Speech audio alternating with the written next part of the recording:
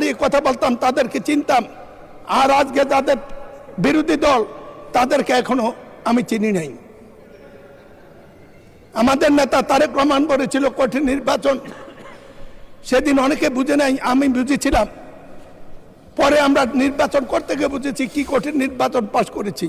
কিন্তু একটি সাহস ছিল মাননীয় স্পিকার, সেটা হলো আওয়ামী লীগের বিরুদ্ধে নির্বাচন তারা কি করবে জানতাম, কিন্তু সৎ লোকের শাসন, জামাত প্রতিপক্ষ হলে কি হয় এবার আমরা মাঠে হারে হারে টের পেয়েছি।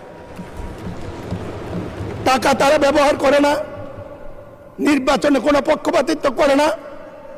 ইনশাল্লাহ জাতির ভবিষ্যৎ উজ্জ্বল।